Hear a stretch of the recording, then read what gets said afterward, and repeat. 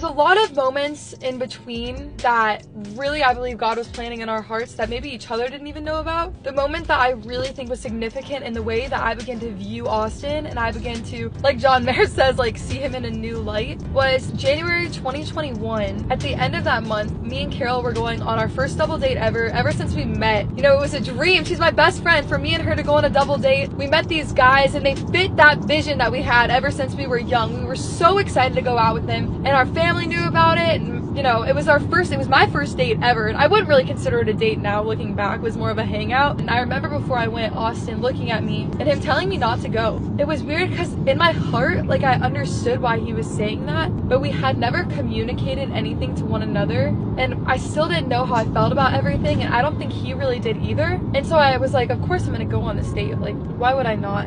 And in the date, this guy was everything like my flesh had wanted. And it was so empty. The whole time I was really thinking about Austin and how rare he was and how much he valued the parts about me that I valued most. And so from that date, I went home. I didn't tell anybody about any of that because, again, that wasn't something that I thought was going to escalate or I could ever have the courage enough to bring up. After that date, we took a family ski trip to Colorado. And when we were in Colorado, me and Austin never really hung out, never really even talked. And I remember us playing a puzzle together because we've always both liked puzzles and board games, and we're both grandparents at heart. Everyone was kind of looking at us weird, doing the simplest thing, because I'm telling you, that's how like not normal it was for us. During the last day, I was such a bad skier and everyone kept leaving me, and I thought I was good and I almost busted my butt. But the last day, Austin decided that he was going to stay back with me and teach me how to ski, and he was so patient with me and so kind, and it really made an impact on me that day. And I could see the way that God created him so caring and so nurturing,